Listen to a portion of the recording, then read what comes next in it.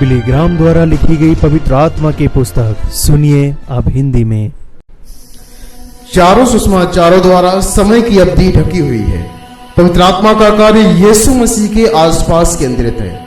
ईश्वर मनुष्य की उत्पत्ति आत्मा द्वारा हुई थी। ईश्वर मनुष्य की उत्पत्ति आत्मा द्वारा हुई थी। आत्मा द्वारा बपतिस्मा हुआ, आत्मा द्वारा नेतृत्व हुआ, आत्मा द्वारा अभिषिक्त, आत्मा द्वारा सशक्त किया गया।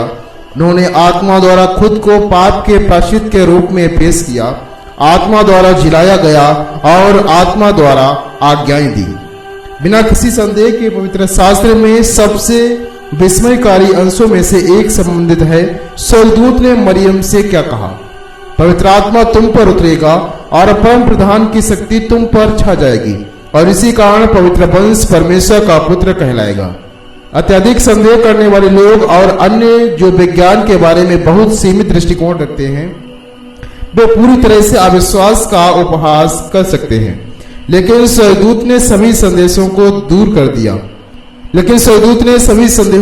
कर दिया जब उसने कहा परमेश्वर के लिए कुछ भी असंभव नहीं है।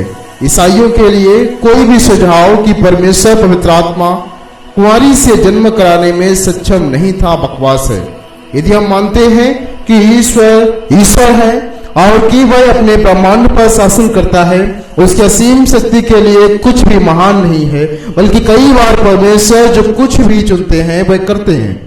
जब उसने मसीहा के जन्म की योजना बनाई तो उसने एक चमत्कार किया। उन्होंने जन्म के सामान्य शारीरिक श्रृंखला में एक लिंग को छोड़ दिया। कोई भी मानव पुरुष ने भाग नहीं लिया।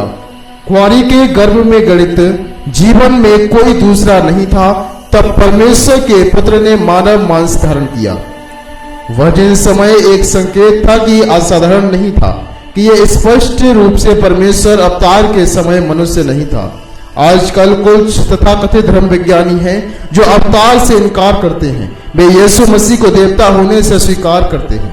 ऐसा करने में वे बहुत करीब आते हैं पवित्र आत्मा की निंदा करने में। पवित्र आत्मा पेंतेकोस्त के पहले भी यीशु के चेलों के बीच काम कर रहा था। हम इसे जानते हैं क्योंकि यीशु ने उनसे कहा, वह पवित्र आत्मा आपके साथ रहती है। यीशु ने निकोदेमुस से भी कहा, जब तक कोई पानी और आत्मा से पैदा नहीं होता वह परमेश्वर के राज्य में प्रवेश नहीं कर सकता। उन्होंने फिर कहा, आपको फिर से पैदा होना चाहिए। फिर भी यीशु के दिनों में पुरुषों के बीच आत्मा का संचालन आज के उनके कामों से अलग था, क्योंकि यूहन्ना 7:39 में हम प्रेरित यूहन्ना यीशु के वचन के विषय में बताया है। परंतु यीशु ने उस आत्मा के विषय में कहा, उन लोगों द्वारा उस पर विश्वास किया जाना था क्योंकि आत्मा अभी तक नहीं दी गई थी, क्योंकि अभी तक यीशु महिमा मंडित नहीं किया गया था। बाइबल में वास्तव में क्या अंतर था, यह पूरी तरह से प्रकट नहीं होता। हालांकि हम जानते हैं कि पेंतेकोस्त के दिन आत्मा का आना कहीं अधिक महान था। किसी भी चीज से मापें जो उन्होंने पहले कभी अनुभव की थी। किसी भी दर पर हमने देखा है कि पवित्र आत्मा हमारे प्रभु यीशु मसीह के जन्म और जीवन और उसके शिष्यों के जीवन और मंत्रालयों के जीवन में विभिन्न तरीकों से काम पर थी। पेंतेकोस्त से अब तक पवित्र आत्मा का कार्य। प्रेरितों के काम में लूकस ने यीशु के स्वर्ग में होने की बात कही। अध्याय 2 में वे पृथ्वी पर पवित्र आत्मा के वंश को दर्शाता है। यीशु ने कहा था, यदि मैं न जाऊं तो सहायक पवित्र आत्मा तेरे पास ना आएगा, लेकिन यदि मैं जाता हूं मैं उसे तुम्हारे पास भेजूंगा। यह इस वादे की पूर्ति में था कि पतरस ने महिमान्वित मसीह के विषय में कहा, परमेश्वर का दाहिना हाथ इसलिए ऊंचा किया गया है और पिता से वचन प्राप्त करने के बाद पवित्र आत्मा उसी ने इसे उड़ेल दिया है जिसे तुम देखते और सुनते हो। कई साल पहले एक महान आर्कटिक खोजकर्ता ने उत्तर पोल की ओर एक अभियान शुरू किया था। 2 लंबे वर्षों के बाद अकेले उत्तरी भूमि में उन्होंने एक छोटा संदेश लिखा। ये एक बंदे वाहक कबूतर के पंख के नीचे और इसे नॉर्वे के लिए 2000 मील की यात्रा बनाने के लिए इसे ढीला करने के लिए तैयार है। अधिवेशक ने अपने चारों ओर वीरान को देखा। कोई प्राणी नहीं था। बर्फ, स्नो और कभी ना खत्म होने वाली कड़वी ठंड के अलावा और कुछ भी नहीं था। उसने अपने हाथ में कांपती छोटी चिड़िया को एक पल के लिए पकड़ रखा था और फिर उसने बर्फीले वातावरण में छोड़ दिया। चिड़िया ने 3 चक्कर लगाए, फिर उसने अपनी दक्षिण की ओर कई मील के लिए उड़ान शुरू की। बर्फ और जमे हुए समुद्र के कचरे के ऊपर जब तक वह आखिर में खोजकर्ता की पत्नी की गोद में गिर गई। चिड़िया के आने से उसकी पत्नी को पता चल गया था कि आर्कटिक उत्तर के अंधेरी रात में उसका पति और सब कुछ ठीक है। इसी तरह पवित्र आत्मा के आने स्वर्गीय कबूतर शिष्यों को साबित कर दिया कि मसीह स्वर्गीय अभयारण्य में प्रवेश किया था। वह पिता के दाहिने हाथ की ओर बैठे थे क्योंकि उनके आत्मिक काम खत्म हो गया था। पवित्र आत्मा का आगमन मसीह के वादे को पूरा किया और परमेश्वर की धार्मिकता की पुष्टि हुई। पवित्र आत्मा की उम्र जो अब तक शुरू नहीं कर सका जब तक कि यीशु की महिमा नहीं हुई, अब शुरू हो गई थी।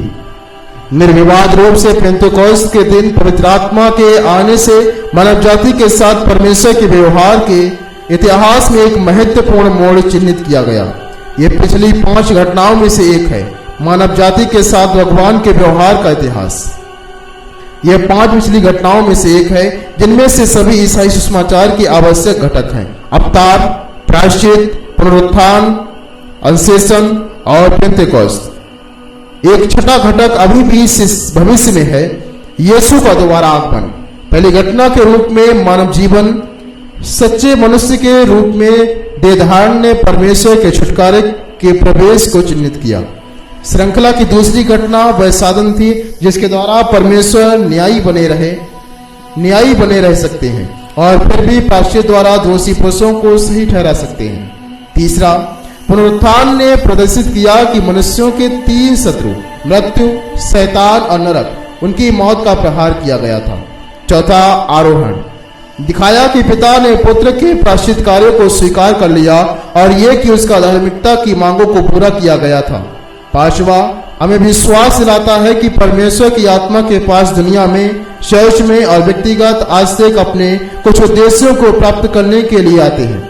यहूदी धार्मिक कैलेंडर कई वार्षिक त्योहारों में केंद्रित है, हालांकि 3 सबसे महत्वपूर्ण थे जिनमें सभी पुरुषों को यहोवा के सामने उपस्थित होना आवश्यक था। ये झोपड़ियों और पेंतेकोस्त फसह के पर्व थे। फसह का पर्व उस समय की याद दिलाता है जब इस्राएली मिस्र में लंबे समय तक गुलामी से चमत्कारिक रूप से मुक्त हुए थे। एक निर्दोष मेमना को मारने के बाद इस्राएलियों ने लहू को द्वार पर रखा। हर एक इस्राएली घराने में से भेड़ का बच्चा भून कर खाया। मेमने के खून ने परमेश्वर के न्याय से छुटकारा दिलाया। पुराने नियम में फसह ने कलवारी पर मसीह की मृत्यु में अपनी अंतिम पूर्ति पाई। मसीह के लिए हमारा फसह का बलि किया गया है। इब्रानियों की पुस्तक हमें सिखाता है कि इसलिए बैल और बकरी का रक्त चढ़ाने की कोई आवश्यकता नहीं है। यीशु मसीह ने अपना खून बहाकर एक बार और हमेशा के लिए उद्धार के लिए स्वयं को अर्पित कर दिया।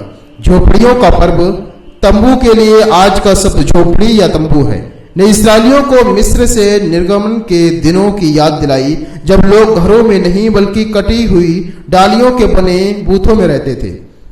जब फसल कट रही थी तब उत्सव आया था, इसलिए इसे बटोरने का पर्व कहा जाता है। कदाचित मिस्र से छुटकारे का उत्सव उस महान छुटकारे और आशीष में पूरा हुआ जो मसीह में छुटकारे को साथ आया था। ये सुझाव दे सकता है कि पवित्र आत्मा के आने से ना तो प्यास बुझती है और ना ही रेगिस्तान का पानी और ना ही फसल के लिए आवश्यक बारिश कर सकती है। पेंतेकोस्त को सप्ताहों का पर्व के रूप में जाना जाता था क्योंकि ये साल सप्ताहों के बीतने के बाद का दिन सप्ताह का एक सप्ताह से फसह पर्व को मनाया जाता था क्योंकि ये 50वें दिन गिर गया था। इसने ग्रीक शब्द 50वें से पेंतेकोस्त शब्द प्राप्त किया। पेंतेकोस्त का पर्व फसल की शुरुआत से मनाया। गिनती 28 के 26 में इसे पहले फलों का दिन कहा गया। एक वास्तविक अर्थ में नए नियम में पेंतेकोस्त का दिन जिस दिन पवित्र आत्मा आया था फलों का पहला दिन था। परमेश्वर की संसार में फसल की शुरुआत पूरा होने के लिए मसीह फिर से आया था। नए नियम में पेंतेकोस्त पवित्र आत्मा के वर्तमान युग की शुरुआत के लिए चिन्हित है। विश्वासी उसके वैसे ही मार्गदर्शन के अधीन हैं जैसे यीशु के चेले उसके अधीन थे। यीशु स्वर्ग से अभी भी हम पर आधिपत्य का प्रयोग करता है। लेकिन हमारे साथ शारीरिक रूप से नहीं होने के कारण पवित्र आत्मा के माध्यम से उनके निर्देश प्रसारित करता है जो मसीह को हमारे लिए वास्तविक बनाते हैं। पेंतेकोस्त से पवित्र आत्मा यीशु के पहले और दूसरे आगमन के बीच की कड़ी है। वह इस युग में यीशु मसीह के कार्यों को मनुष्यों पर लागू करता है, जैसा कि हम अनुसरण करने वाले पृष्ठ में देखेंगे। जब मैंने पवित्र आत्मा के बारे में अध्ययन करना शुरू किया तो मैं एक ईसाई बन गया। मैंने खुद से जो पहला सवाल पूछा था, पवित्र आत्मा को क्यों आना होगा? जल्दी मुझे अपने बाइबल अध्ययन में इसका जवाब मिल गया। वह आया क्योंकि वह दुनिया में, चर्च में और व्यक्तिगत ईसाइयों में काम करना था, जैसा अब हम पता लगाएंगे। आमीन।